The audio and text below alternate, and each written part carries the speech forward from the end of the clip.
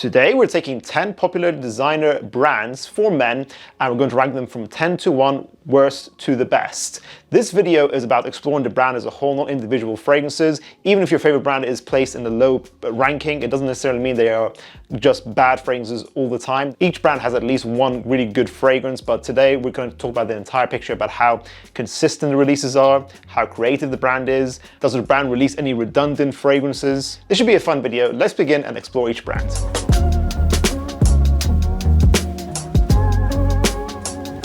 And ranking number 10, I'm going to go for Bulgari over here. We've got Bulgari Amara in my hand. And this might have been the best and most creative fragrance they ever created. Obviously, it is discontinued, but if you can get it, it's fantastic. One of the best aquatic fragrances ever created. Apart from this fragrance, Man in Black and Terre Essence, I can't really think of particularly strong releases from Bulgari.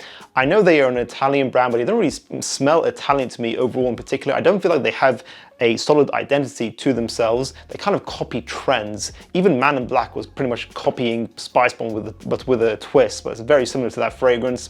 The Aqva line, I felt like we're just copying the aquatic popular DNAs of the time, or at least trying to get on the hype of the fragrance trends at the time. They've released a lot of bad flankers, like Glacial Essence was kind of underwhelming, Wood Neroli's underwhelming, Wood Essence was underwhelming as well. I don't think it's a bad brand. Obviously, these fragrances are fine, but they're nothing special, and that's the issue. I can't think of too many standout fragrance releases from Bulgari, and that's why I ranked them as number 10. Number 9, Dolce Gabbana. Apart from Dolce Gabbana, the one Eau de Parfum, and Light Blue Eau Intense, I can't really think of that many great fragrances from the brand. King Eau de Parfum was decent, but again, it's nothing mind-blowing, and I feel like Dolce Gabbana just haven't released a great fragrance in a long time. They are meant to be classically Italian, but they don't smell it. I think Acqua di Parma are much better if you want a classically Italian smelling brand. But Dolce Gabbana, I feel like they don't have a strong identity. I can't think of a style when I think of this brand. It just doesn't stick out. They focus on a lot of flankers. A lot of them are redundant. It feels like they can't make anything new and exciting anymore. For example, they put out a lot of weird flankers for the light blue line. A lot of them are made by Alberto Marias, and although he is a great master perfumer, I respect him a lot. He makes some fantastic fragrances. Not all of his releases are great, and that might be because of the briefs he is given. It's not necessarily his fault, so I can't necessarily blame him, but that's what I'm getting. I feel like Dolce Gabbana just don't go for anything too adventurous anymore, and it's a bit of a shame. They haven't released anything good in a long time. That's why they're number 9. By the way, guys, if you're enjoying this video so far and you watch our videos regularly, make sure you consider subscribing. I think our latest statistics show that about 29% of you who view our videos are subscribed, which is a shame because I would love for that number to go to 40%, guys. If you really want to help our channel grow and spread the word about our fragrance channel, then click subscribe. It really helps us to grow as a brand, and I'd really appreciate that, guys. Number 8, YSL. I feel like this brand was a trailblazer like 20 years ago.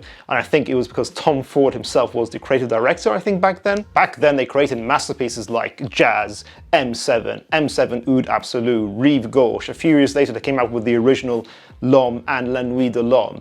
What have they produced nowadays? Another redundant Y flanker? And even the entire Y line in itself was trying to jump on the hype of Sauvage, in my opinion. I feel like they are nowhere near as creative as they used to be, and again, I don't feel like they have a style. They're a French house, but I don't think they smell particularly French. Chanel smells very classically French. You can tell that's a very classic French style. Yet YSL, what is their personality now? And I don't think they are creative anymore. I think they are creatively bankrupt compared to how they used to be. Nowhere near as good as they used to be. They are now owned by L'Oreal, so maybe that's an issue. Maybe when you're bought by a big conglomerate, this is what happens to your fragrance house. But I will still give it to them. They do still have a lot of sexy DNAs out there that still exist. Number 7, Paco Rabanne. These guys have the similar issue of too many redundant flankers, but at the same time, I still respect Paco Rabanne for at least having a consistent identity. When you think Paco Rabanne, you can easily think, okay, fun, very youthful, loud fragrances that are just, sweet and sexy a lot of the time. Yes, they're stuck on the 1 million line. They're sort of just repeating a lot of flankers for that line now, and a lot of those flankers are just not very good. So again, I think Paco Rabanne were better like 5-10 years ago, but at least they're consistent. They have a personality. That's what I like about them. So they're still this sexy, youthful brand. I'll give them the number 7 spot for that. I think that's fair. And although I didn't like Phantom's release, I still respect the fact that they are trying to create new lines still. Number 6, we have Jean Paul Gaultier. A cool brand, and I think, again, actually JPG does have quite a recognizable personality to their fragrances. It sort of feels like they're still useful, but they're a little bit more mature than Paco Rabanne. If Paco Rabanne was like the teenager fragrance brand, I feel like JPG would be like their older brother or something like that, like an older sibling. Still youthful, but a little bit more sexy, a little bit more mature now compared to Paco Rabanne, more reserved. They know their own style. You go to them for sweet, traditionally called Oriental family fragrances. They don't, produce summer fragrances. You don't go to JPG for the light, fresh stuff, for example. They were kind of obsessed with the original Le Male for a long time. They kept doing yearly weird editions like Christmas edition or the Popeye. The Popeye and Superman fragrances were meant to be quite cool as well. They were sort of fixed on just doing these limited yearly editions that were just the same fragrance every year. Now I feel like they've kind of brought it back and are catching their second wind now with some interesting new releases like Le Male Elixir. So again, these fragrances are called Le Male, but I think they're not necessarily pure flankers. I kind of do think they're just their own kind of release. And I think the Scandal fragrance was pretty good as well. The Beau was pretty good. So they're coming back and they're doing good stuff. So they're making a comeback for sure. Number 5, some of you might be surprised by this, but I'm going to say Tom Ford. If this was 15 years ago, this would be like number 1 easily. It used to be such a super creative brand. Again, a similar picture with YSL.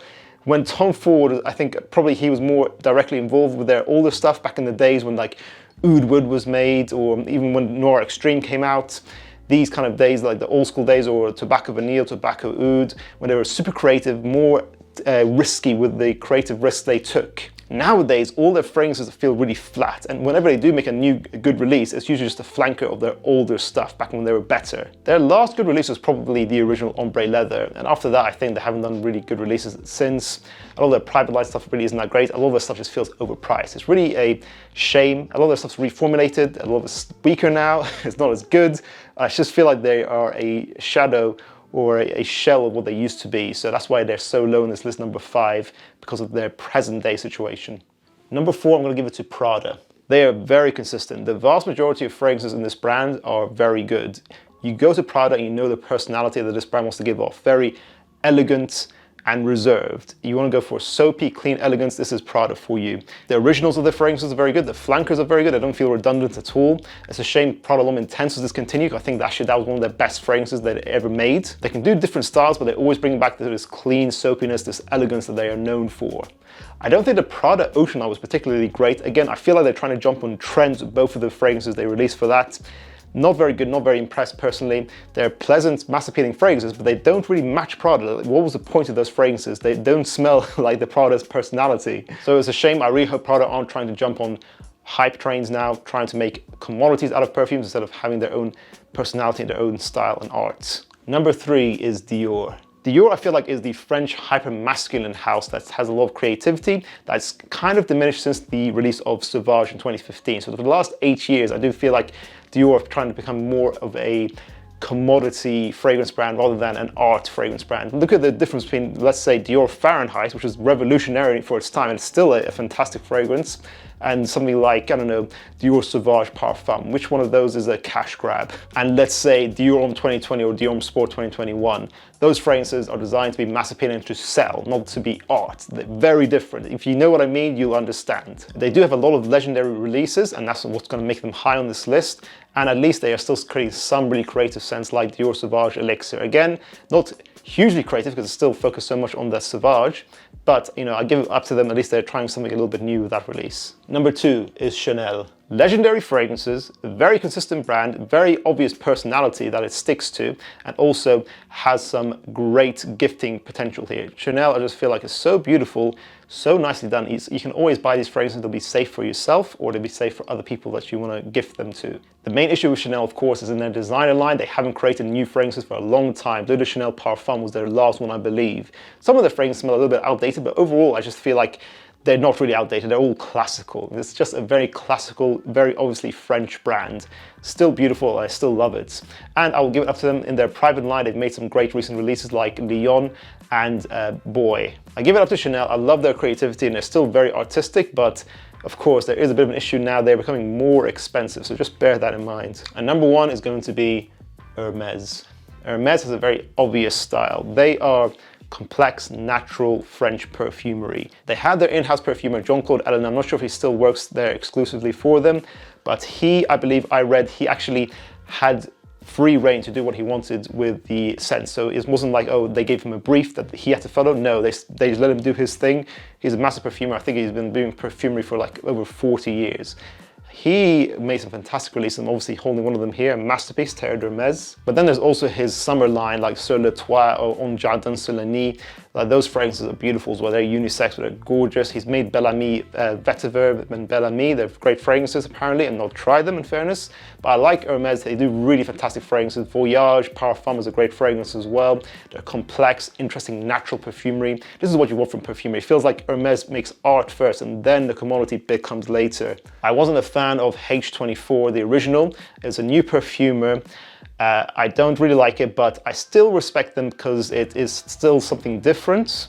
It is still creative, you know, they still took a risk, so I respect them for that. I don't like Eau Givre as much as Eau Très Fresh either, but hey, still a great brand, very, very consistent and very beautiful.